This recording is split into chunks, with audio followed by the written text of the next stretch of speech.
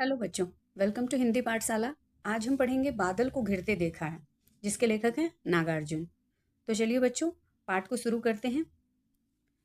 अमल धवल गिरि के शिखरों पर बादल को घिरते देखा है। छोटे छोटे मोती जैसे उनके शीतल तुहिन कणों को मानसरोवर के उन स्वर्णिम कमलों पर गिरते देखा है। बादल को घिरते देखा है। तो यहाँ सबसे पहले शब्दार्थ समझ लेते हैं। अमल का अर्थ होता है निर्मल, धवल का अर्थ होता है सफेद, गिरि का अर्थ होता है पर्वत, शीतल का अर्थ होता है ठंडा, ठंडी, तुहीन कणों का अर्थ होता है ओस की बूंद, मानसरोवर का अर्थ होता है तालाब, स्वर्णिम का अर्थ होता है सुनहरा। तो अमल धवल गिरि के शिखरों पर बादल को घिरते देखा है। कवि कहते हैं कि निर्मल और सफेद बर्फ की चादर से ढके पर्वत के शिखरों पर मैंने बादल को घिरते देखा है। छोटे छोटे मोती जैसे उनके शीतल तुहिन कणों को मानसरोवर के उन स्वर्णिम छोटे छोटे मोतियों के जैसे जो शीतल ठंडी ओस की बूंदें हैं, वह तालाब के कमलों पर बड़े ही सुंदर, बहुत ही सुंदर लगते हैं। कमलों पर गिरते देखा है, बादलों को घिरते देखा है। तो वह जो कमल के ऊपर ओस की बूंदें हैं, वह देखने में बहुत ही सुनहरी लगती हैं। तो कवि कहते हैं कि मैंने ऐसा दृश्य हिमालय पर देखा है, मैंने बादलों को घिरते देखा है। यहाँ कवि कह रहे हैं दो चीजों को कवि ने देखा है। एक तो कि बर्फ की सफेद चादर से ढकी हुई पर्वत के शिखरों को देखा है, और तालाब में कमल पर ओस की बूंदों को देखा है, जो बहुत ही देखने में सुंदर लग रहे हैं।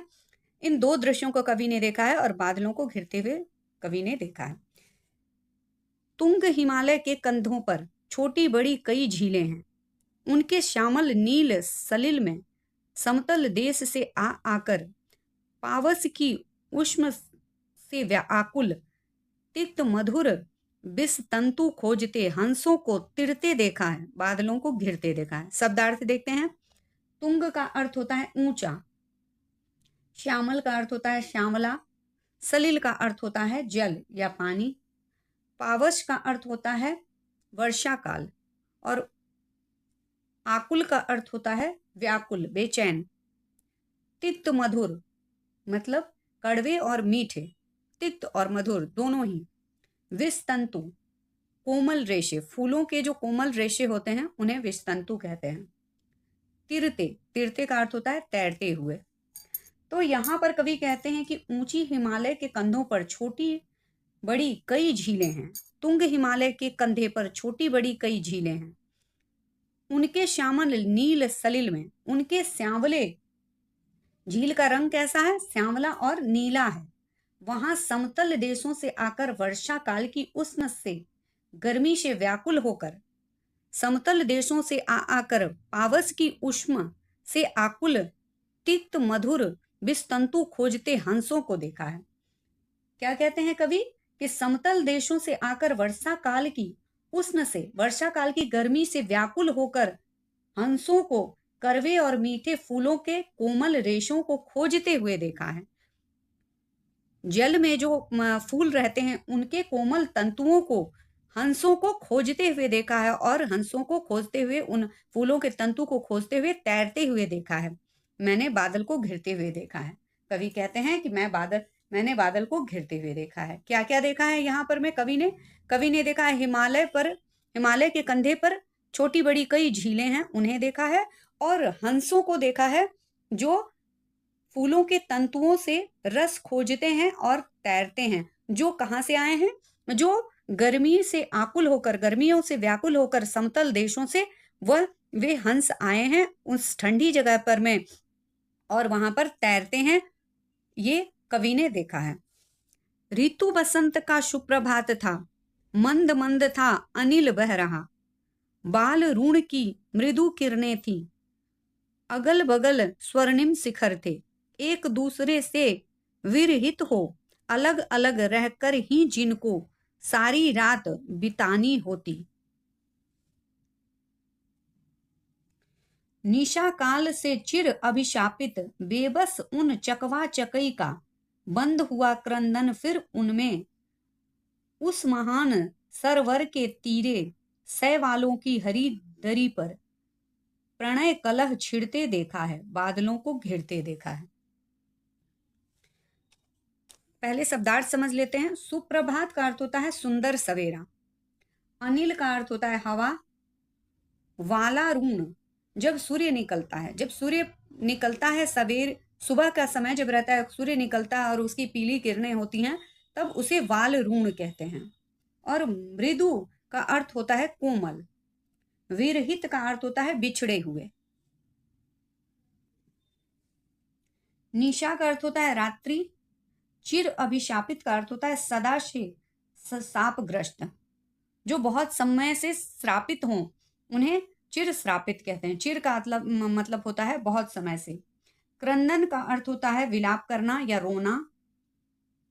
सरवर का अर्थ होता है तालाब। शैवाल एक तरह की घास होती है जो पानी के किनारे होती है, पाई जाती है। प्रणय कलह का अर्थ होता है प्यार भरी छेड़छाड़। तो अब अर्थ को समझ लेते हैं। तो बच्चों यहाँ पर मैं कवि सूर्योदय के समय का वर्णन कर रहे हैं। यहाँ पर इस पैराग्राफ में कवि ने दो चीजों का वर्णन किया है। एक तो सूर्योदय का समय है और मंद मंद हवाएं चल रही हैं, और चकवा चकई के बारे में कवि ने कहा है कि ऐसी मान्यता है कि चकवा और चकई को श्राप है, वह श्रापित हैं कि चकवा और चकई दोनों रात में नहीं मिल सकते। वो लोग रात में अलग रहते हैं और सवेरा जब होता है, जब सूर्योदय होता है, तब वह आपस में मिलते हैं और उनकी जो छेड़छाड़ बड़ी बातें हैं उसका वर्णन कवि ने यहाँ पर में किया है और उनके शाप के बारे में कवि ने बताया है। तो चलिए लाइन बाय लाइन अर्थ पहले समझ लेते हैं। कवि यहाँ इस दृश्य का वर्णन कर रहे हैं कि ऋतु वसंत का सुप्रभात था, मंद मंद था, अनिल बह रहा। तो कवि कहते हैं ऋतु क्या था? बसंत का ऋतु था और सूर्योदय का समय था।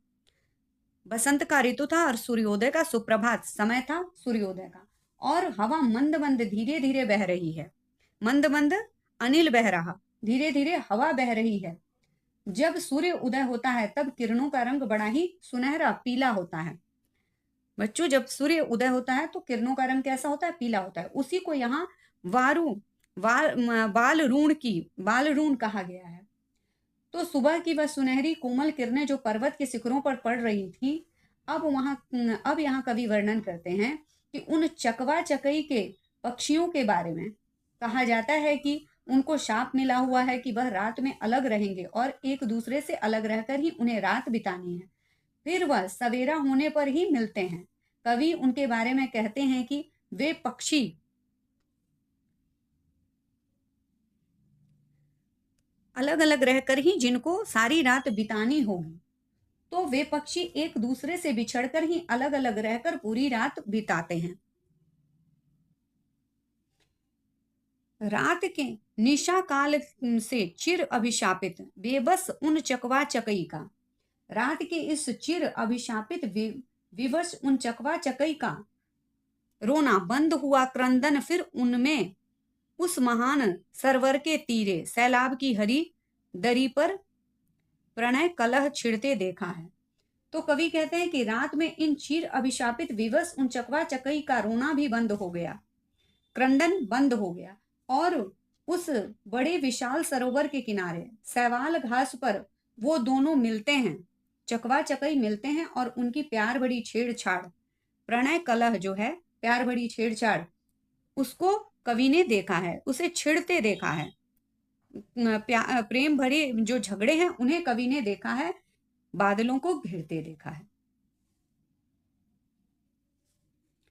दुर्गम बर्फानी घाटी में 7 सहस्त्र फुट ऊंचाई पर अलकनाभ से उठने वाले निज के ही उन्मादक परिमल के पीछे धावित होकर तरल तरुण कस्तूरी मृग को अपने पर चिढ़ते देखा है, बादल को घिरते देखा है।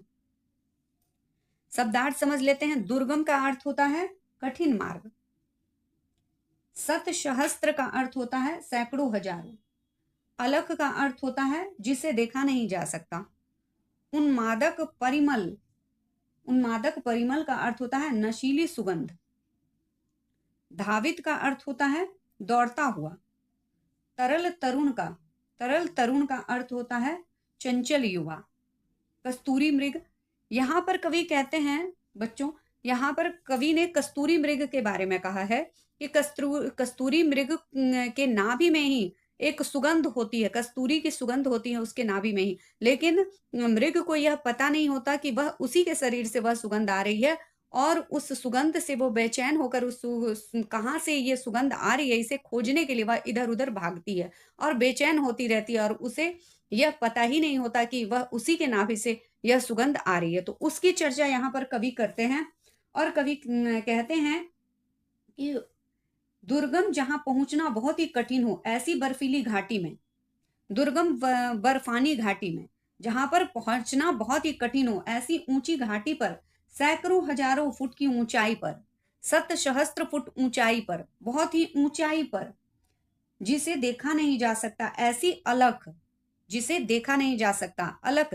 नाभि से उठने वाली निज के ही उन्माद परिमल, मतलब अपने ही अंदर से आने वाली ये जो खुशबू है, उन्माद परिमल है, इस खुशबू को के पीछे धावित हो होकर तरुल तरल तरुण कस्तूरी मृग को अपने ही नाभि से निकलने वाली उस सुगंध के पीछे दौड़ती हुई तरुल या तरल तरुण मतलब बच्ची कस्तूरी मृग को कवि ने क्या देखा है?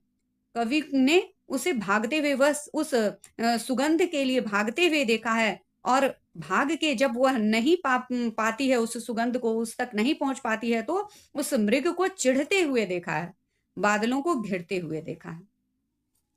कहाँ गया धनपति कुबेर वह, कहाँ गई उसकी वह अलका, नहीं ठिकाना कालिदास के व्योम प्रवाही गंगा जल का, ढूंढा बहुत परंतु क्या हुआ, मेघदूत का पता कहीं पर, कौन बताए वह छायामय बरस पड़ा होगा न यहीं पर, जाने दो वह कवि कल्पित था, मैंने तो भीषण जाड़ों में नभ चुंबी कैलाश शीर्ष पर, महामेघ को झंझानील से गरज गरज भिड़ते देखा है, बादल को घिरते देखा है। यहाँ पर कवि वर्णन करते हैं इन पंक्तियों में बच्चों, कवि कालिदास द्वारा रचित मेघदूत काव्य के बारे में बताते हैं। और काव्य मेघदूत में जो कवि कालिदास जी ने बताया है कि वहां पर मैंने गंगाजल को देखा है, या फिर वहां पर मैंने गंगाजल को देखा है, और कुबेर की अलका नगरी को देखा है, ऐसा कालिदास ने अपने मेघदूत नाम के काव्य में लिखा है। तो उसकी चर्चा यहाँ पर कवि कहते हैं कि कालिदास द्वारा रचित उन सभी मान्यताओं को मैंने वहां नहीं देखा। मैंने वहां क्या देखा? मैंने वहां मेघ को आपस में, जाड़ों में, कड़क की ठंड में, मैंने आपस में मेघ को भिड़ते हुए देखा है, मेघों को लड़ते हुए देखा है। तो चलिए इसके पहले हम लोग शब्दार्थ समझ लेते हैं। व्योम, व्योम प्रवाही का अर्थ होता है आकाश में घूमने वाला। मेघदूत कालिदास द्वारा रचित काव्य है। छायामय, छायामय का अर्थ होता है बादल। कल्पित, कल्पना द्वारा रचित, कल्पना द्वारा रचित। जाड़ो यानी सर्दी। नभ चुंबी, आकाश को चूमने वाली। महामेघ, महामेघ विशाल बादल। और झंझानील, झंझानील का अर्थ होता है तूफान। तो चलिए इसके अर्थ को समझ लेते हैं। कालिदास जी एक काव्य रचना है, कालिदास की काव्य रचना है जो कल्पित है, जिसका वर्णन यहाँ कवि ने किया है। उस रचना में कालिदास ने कहा था कि हिमालय पर्वत पर गंगा जल है और वहां कुबेर की नगरी अलकापुरी है। कुबेर जिन्हें धन के देवता कहा जाता है, उनकी वह नगरी थी। यह बातें कालिदास द्वारा रचित मेघदूत में कही गई हैं। तो यहाँ पर कवि कहते हैं अलकापुरी जो धन कुबेर की नगरी थी, कहाँ गया धनपति कुबेर वह, कहाँ गई उसकी वह अलका। तो धनपति कुबेर की जो नगरी थी अलकापुरी, वह कवि कहते हैं कि वह कहाँ गई, मुझे तो नहीं दिखती, और न ही कालिदास द्वारा कही गई वह गंगाजल दिखाई दे रहा है, और न ही ठिकाना कालिदास के व्योम प्रवाही गंगाजल का। व्योम प्रवाह का अर्थ आकाश में घूमने वाली, आकाश में घूमने वाली जो गंगाजल है वह भी कवि को कहीं नहीं दिखाई पड़ती। मैंने बहुत ढूंढा लेकिन उस मेघदूत कालिदास द्वारा रचित काव्य का पता कहीं नहीं लगा, और उस छाया में बादल के बारे में कौन बताएगा कि मेघ ढूंढा बहुत परंतु लगा क्या, मेघदूत का पता कहीं पर, कौन बताए वह छाया में बरस पड़ा होगा न यहीं पर। कवि फिर कहते हैं कि उस छाया में, उस बादल के बारे में कौन बताएगा, मुझे लगता है वह यहीं पर कहीं बरस पड़ा होगा न यहीं पर। फिर कवि कहते हैं इस बात को जाने दो वह कवि कल्पित था, मतलब वह कवि की कल्पना थी। फिर कवि कहते हैं कि जाने दो इस बात को, क्योंकि वह कवि की कल्पना थी। इस बात को जाने दो, कल्पना के द्वारा रचित थी मेघदूत, तो उस बात को जाने दो। मैंने तो भीषण जाड़ों में, तो कवि ने क्या वहां पर देखा अपनी आंखों से, मैंने तो कड़कती सर्दी में आकाश तक ऊंची कैलाश की शिखर पर विशाल बादल को तूफानों में गरज गरज कर भिड़ते देखा है। नभचुंबी कैलाश शिखर पर, कैलाश की शिखर पर में नभचुंबी, जो कैलाश की ऐसी शिखर है, कैसी, जो आसमान को चूमती है, इतनी ऊंची ऊंची शिखर है। तो उन ऊंची शिखरों पर महामेघ को, झंझानील महामेघ को, बादलों को संघर्ष करते हुए, तूफानों से गरज गरज कर भिड़ते हुए देखा है, तूफानों से लड़ते हुए गरज गरज कर भिड़ते हुए देखा है, बादलों को घिरते हुए देखा है। सत सत निर्झर निर्झरणी कल मुखरित देवदारू कानन में, सोनित धवल भोजपत्रों से छाई हुई कुटी के भीतर, रंग बिरंगे और सुगंधित फूलों के कुंतल को साजे, इंद्रनील की माला डाले शंख सरीखे सुघर गलों में, कानों में कुवलय लटकाए सतदल लाल कमल वेणी में, रजत रचित मणि खचित कलामय पान पात्र दाक्षा स्वर पूरित, रखे सामने अपने अपने लोहित चंदन की त्रिपदी पर, नरम निदान बाल कस्तूरी मृग छालों पर पलथी मारे, मदिरारुण आंखों वाले उन मंद उन्मत्त किन्नर किन्नरियों की मृदुल मनोरम उंगलियों को बंसी पर फिरते देखा है, बादल को घिरते देखा है। यहां पर कवि कहते हैं, पहले शब्दार्थ हम समझ लेते हैं। सत सत का अर्थ होता है सैकड़ों, निर्झर निर्झरणी मतलब झरने और नदियां, मुखरित का अर्थ होता है आवाज करता हुआ, मुखरित मुख से निकला हुआ, आवाज करता हुआ। कानन का अर्थ होता है जंगल, सोनित का अर्थ होता है लाल, धवल का अर्थ होता है स्वच्छ, कुटी का अर्थ होता है झोपड़ी, कुंतल कुंतल का अर्थ होता है बाल, इंद्रनील का अर्थ होता है नीलम रत्न, सरीखे का अर्थ समान, जैसे, उसी के जैसे, सरीखे मतलब उसी के जैसे, और सुघड़ का अर्थ होता है सुंदर, कुवलय कुवलय का अर्थ होता है नील कमल, सतदल सतदल का अर्थ होता है कमल, वेणी का अर्थ होता है, सतदल का अर्थ होता है कमल, वेणी का अर्थ होता है चोटी, बालों की चोटी, रजत रचित का अर्थ होता है चांदी से बनी, और मणि खचित का अर्थ होता है मणियों से युक्त, कलामय का अर्थ होता है सुंदर कारीगरी, द्राक्षास्व का अर्थ होता है अंगूर की शराब, लोहित का अर्थ होता है लाल, त्रिपदी त्रिपदी एक स्टूल या टेबल के टाइप का जिस पर कुछ रखा जा सके, ऐसी, निदान निदान का अर्थ बिना दाग का, बाल कस्तूरी छोटी कस्तूरी मृग, मृग कस्तूरी मृग का बच्चा, मृग छाल हिरण की छाल, मदिरा ऋण नशे से लाल, मृदुल का अर्थ होता है कोमल, और बंसी का अर्थ होता है बांसुरी। तो चलिए इसके अर्थ को समझ लेते हैं।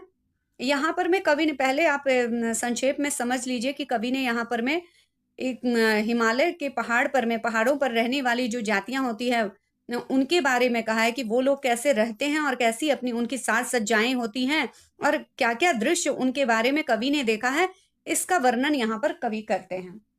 तो यहाँ पर हिमालय पर रहने वाले किन्नर किन्नरियों के बारे में कवि बता रहे हैं हमें, जो हिमालय पर रहते हैं उनकी वेशभूषा कैसी है और वो क्या कर रहे हैं, उनका दृश्य कवि ने बताया है कि वह बांसुरी बजा रहे हैं, दारूनी अंगूर की मदिरा पी रहे हैं। तो कवि कहते हैं सैकड़ों झड़ने नदियां कलकल करती हुई, आवाज करती हुई देवदारू के जंगल में बह रही हैं। सत सत निर्झर निर्झरणी मतलब सैकड़ों झरने और नदियां कलकल मुखरित देव दारू कानन में, कलकल करती हुई, आवाज करती हुई देवदारू के जंगल में बह रही हैं वह नदियां। सोनित धवल भोजपत्रों से छाई हुई कुटी के भीतर, सोनित यहाँ पर लाल लाल स्वच्छ भोजपत्रों से छाई हुई झोपड़ियां हैं। क्या है? कुटी है, झोपड़ी है। और उनके भीतर, कुटी के भीतर क्या है?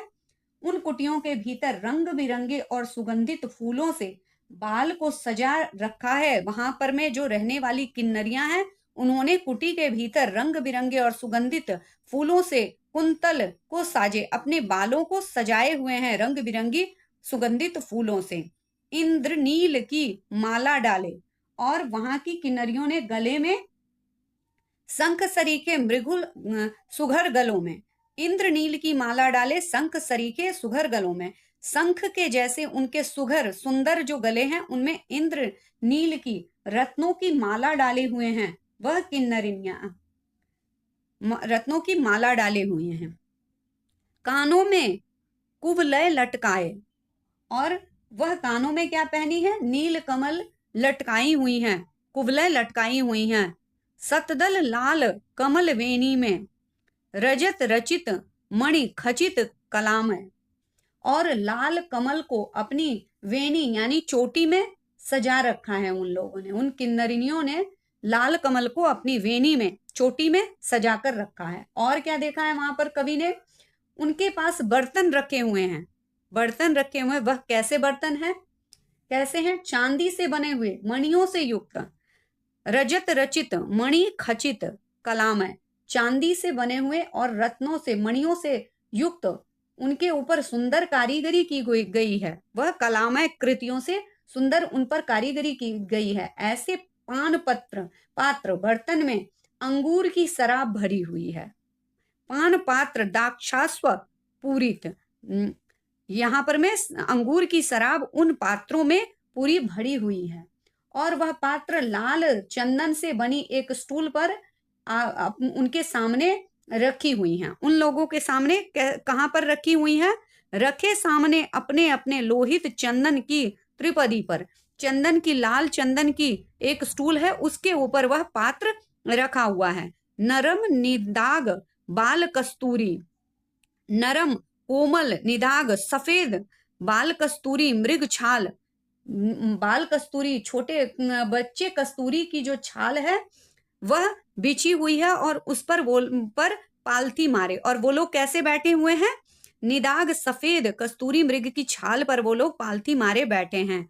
मदिरारुण आंखों वाले उन उन्मत्त किन्नर किन्नरियों की, मदिरारुण नशा करके, वो लोग जो अंगूर की शराब पी करके नशा करके उनकी आंखें लाल हुई हैं, और वह उन्मत्त जो हैं, वह मदमस्त शराब पीकर, वह मदिरा पीकर जो उन्मत्त हो गए हैं, उन किन्नर किन्नरियों की मृदुल मनोहर उंगलियों को बंसी पर फिरते देखा है। और वह जो उन्मत्त हैं किन्नर किन्नरियां, उनकी सुंदर उंगलियों को बंसी पर, बांसुरी, मृदुल मतलब कोमल उंगलियों को, मनोरम उंगलियों को बंसी पर फिरते देखा है, बांसुरी बजाते हुए देखा है कवि ने, और बादल को घिरते हुए देखा है कवि ने।